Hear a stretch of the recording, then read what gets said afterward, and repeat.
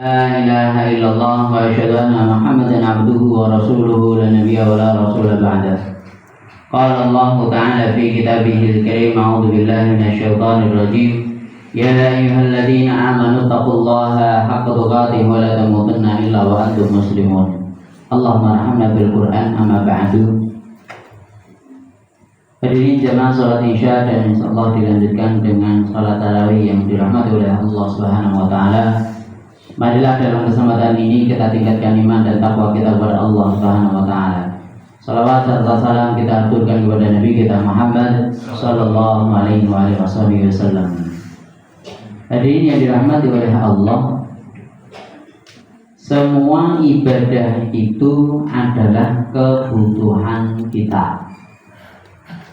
Apapun ibadahnya, sebagai manusia kita melakukan ibadah itu untuk Allah, dan itu sebenarnya yang membutuhkan ibadah tersebut adalah diri kita masing-masing, bukan Allah yang butuh untuk kita sembah atau kita ibadahi. Tidak. Allah Maha Agung, Allah Maha Kaya, Allah Maha Mulia, Allah Maha segala-galanya. Manusia beribadah kepada Allah itu karena kebutuhan mereka masing-masing. Semuanya, mau itu kaitan dengan rukun Islam, syahadatnya, sholatnya, puasanya, zakatnya, sampai hajinya, begitu pula ibadah-ibadah yang lain sekalipun, semua itu kita lakukan karena itu kebutuhan kita masing-masing. Kita harus tahu itu adalah kebutuhan kita. Banyak orang nggak nyadar bahwa itu adalah kebutuhan kita masing-masing. Kenapa kok dikatakan kebutuhan kita? Karena yang butuh pahala itu adalah diri kita. Karena yang butuh nanti masuk surga itu adalah diri kita. Kalau Allah nggak butuh itu, Allah bisa ngasih pahala, Allah bisa ngasih dosa, Allah pun juga bisa masukkan seorang ke dalam surga, Allah juga bisa masukkan orang lain ke dalam neraka. Jadi itu semua kebutuhan kita. Kalau kita ingin masuk surga, ya berarti kita harus beribadah, dan ibadah itu adalah kebutuhan kita masing-masing. Berkaitan dengan rukun Islam, sholatnya, sholat berkaitan dengan sholat. Kalau syahadat itu kan kunci seseorang masuk ke dalam Islam, dan tentunya nggak cuma cukup mengucapin syahadat gitu saja, mengakui bahwa Allah itu Esa, Nabi Muhammad adalah Nabi terakhir gitu saja, tapi konsekuensi semuanya harus kita jalankan. Contohnya sholat juga, kaitan dengan sholat ini. Sholat itu kewajiban kita, rukun, namanya rukun itu harus kita jalankan. Kalau tidak kita jalankan berarti kita Islamnya bermasalah pasti. Dan kaitan dengan rukun Islam ini, kalau kita tinggalkan salah satu, itu berarti kita sudah melanggar aturan Allah, plus kita melakukan dosa yang besar. Berkaitan dengan 4 hal ini disampaikan oleh Imam Az-Zahabi dalam kitab Al-Kabair. Orang yang meninggalkan sholat itu termasuk orang yang melakukan dosa besar. Begitu pula yang selanjutnya, puasa juga sama. Orang yang meninggalkan puasa itu juga melakukan dosa besar.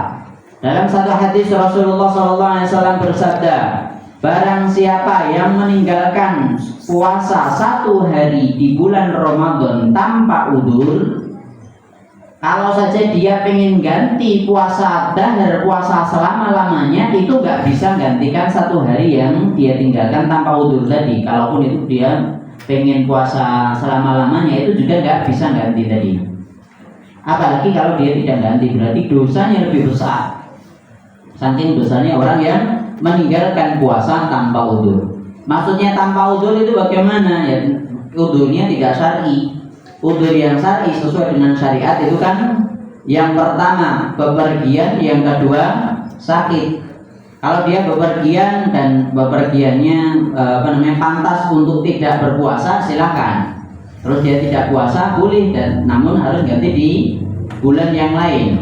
Begitu pula sakit. Sakit di sini bisa sakit menahun, atau kalau bisa di terkategorikan di sini juga berkaitan dengan orang wanita yang hamil, itu juga sesuai dengan syariat, boleh tidak berpuasa, tetap ganti di bulan yang lain, atau menyusui juga sama, atau sudah tua renta, atau sudah pikun. Pikun bermakan takon sarapan pundi, padahal bermakan.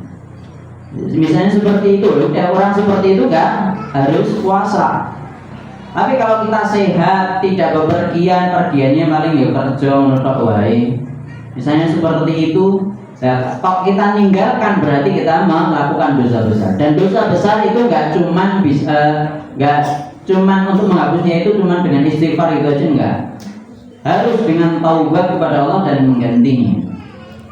Begitu pula zakat juga sama. Orang yang meninggalkan zakat, bahkan Abu Bakar As-Siddiq pengganti Rasulullah SAW, pemimpin muslim pada waktu itu, ketika ada rakyatnya yang tidak mau mengeluarkan zakat, itu beliau serukan untuk memerangi orang-orang seperti ini.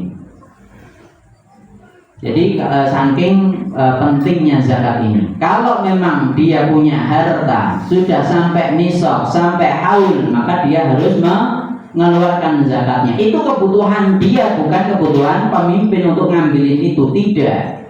Itu kebutuhan dia masing-masing, harus dia keluarkan. Harus dengan kesadaran dia, dan dia mengeluarkan itu ikhlas lillahi ta'ala. Allah pun juga tidak butuh dengan harta yang kamu keluarkan ini, tidak. Berkaitan dengan harta ini, kaitannya dengan menyembah ini, berkaitan dengan ibadah.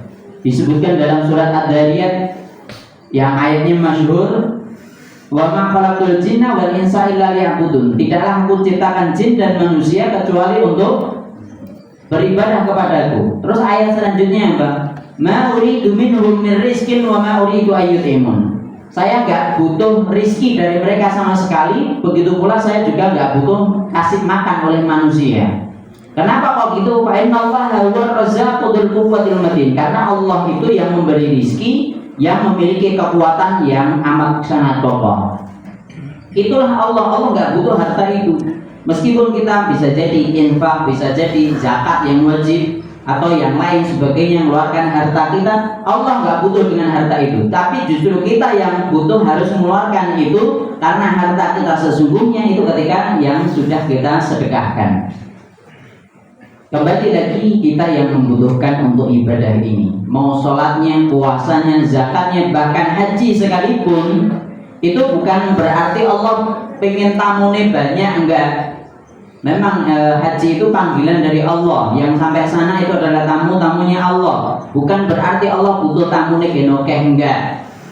Itu kita yang butuh sendiri. Orang yang meninggalkan haji padahal dia mampu di sini, badannya kuat, terus dia punya perbekalan, maka dia harus melakukan ibadah haji. Segera daftar, segera berangkat.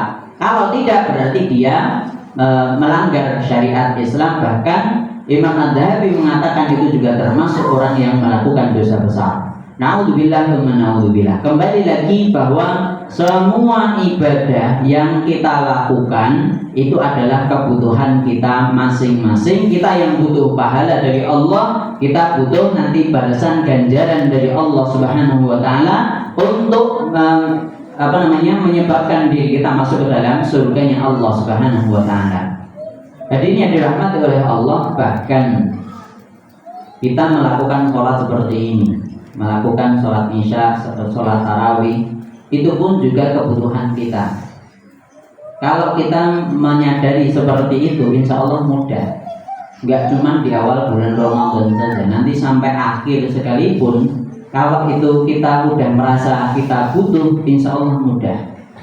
Karena kita yang butuhkan. Kenapa kok kalau kita udah merasa butuh pasti mudah? Contoh paling mudah, ini nggak kaitan dengan ibadah dulu. Misalnya, bagi bapak-bapak yang sudah bekerja atau siapapun yang bekerja, kalau tahu bahwa kita bekerja itu karena kita membutuhkan harta, cari nafkah itu adalah kebutuhan kita. Kita udah butuh, itu kerja ya tetap akan mudah insya Allah. Seberat apapun pekerjaan kita, bahkan panas sekalipun kita tetap berangkat. Ketika hujan kita tetap berangkat. Rodok greges-greges, ini iso mangkat ya mangkat. Karena apa? Karena kita tahu bahwa kita butuh kerja ya gajian. Jadi seperti itu, kita harus tahu itu. Ibadah pun juga sama. Ibadah juga sama. Kalau kita lakukan ibadah, kita dapat pahala. Kalau nggak ibadah, nggak mungkin dapat pahala.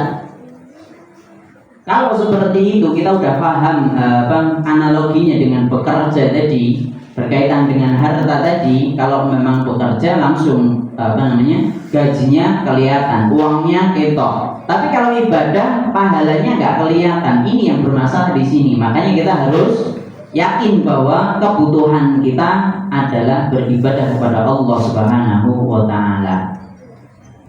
Hadirin yang dirahmati oleh Allah, selain itu kalau kita udah tahu bahwa ibadah kebutuhan kita, insya Allah akan mudah, mau itu di bulan Ramadan atau di luar bulan Ramadan, mau itu malam hari atau siang hari, kelihatan orang atau nggak kelihatan, banyak orang atau sedikit, orang-orang pada lihat atau tidak, itu semua nggak ada kaitannya. Mau hujan atau tidak, bahkan rodong gerges ya tetap berangkat, karena kita butuh dengan pahala ini.